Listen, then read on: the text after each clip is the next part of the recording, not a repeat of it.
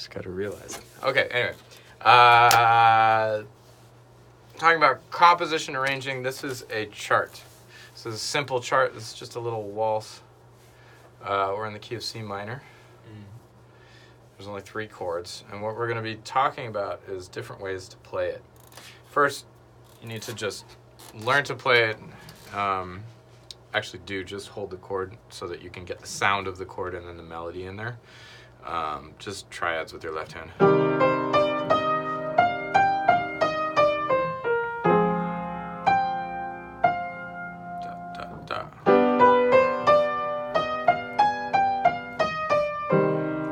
Etc. And then once you've got that, then let's start with our proto-waltz pattern, which is all you do is you take your triad and you play the root and then the chord twice. 1, 2, 3. And then learn to play it like that. We'll go.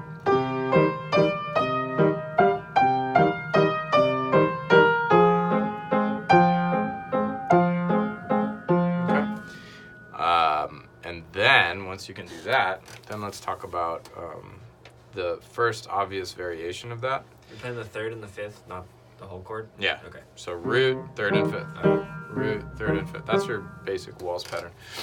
And then, by extension, what you do, you play root, 3rd and 5th, and then 5, 3rd and 5th. Okay, this is like a very normal sound. So.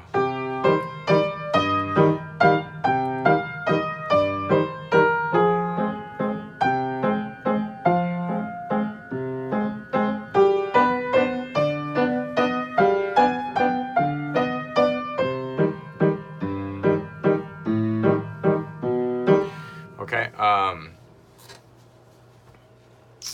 and then let's think about the melody first.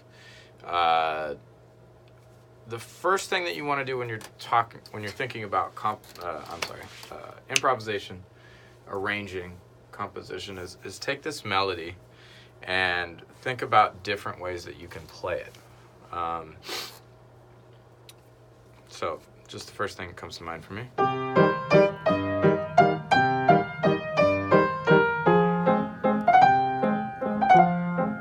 Simple things. So instead of just playing that G, I'm going to approach the G and then approach the F. Just falling into it. It's not that big a deal.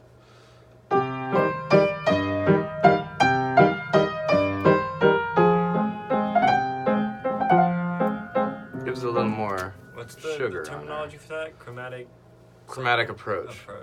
Yeah. Okay. So you're approaching chromatically from above or below. And then, well, what's another thing that you could do?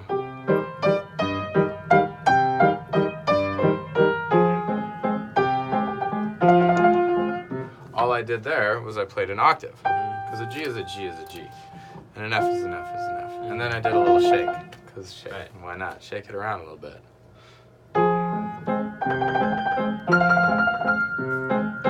It's a fun way to play.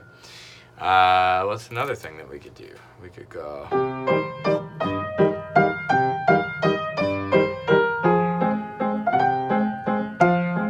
then here, like.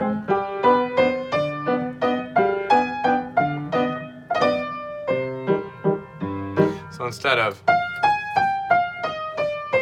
We can just do a little. So I'm in the key of C minor here. I'm just using the scale. Instead of going directly to D, we're going to go F, E flat, D. So.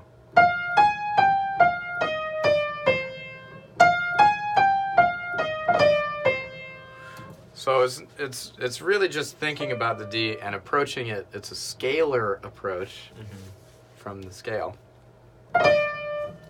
to the D. Okay.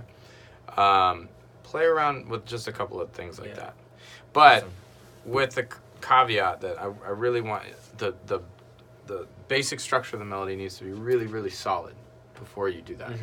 So anytime you change the melody, anytime you put an ornament on it, it should not detract from what's happening. It should enhance it, much like drum fills. drummers generally, when they play drum fills, I mean, if they're amateurs, the groove goes away, and their whole job is to hold the groove. So when you play a fill, you better be bringing it up. You know what I mean? And then one last thing. This is all probably too much, but in the on the fourth line of the G there, there's a really long high G, and there's a G major chord. So you could 4 times, or you could do a little bass melody. So I'm gonna play the scale again. Here's our C minor.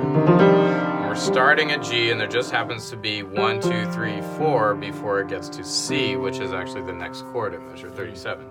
So I can play the G, and I'm just playing the scale down. And it's much nicer than even going 1, 5, 1. I mean, you can do that too, but that's just start to think about those kind of things that you can do. On the second line with the C minor, what I did that one time was, again, I just walked up G, A, B, which notice are not in the minor scale, though. Don't worry about that. That's too many things, but...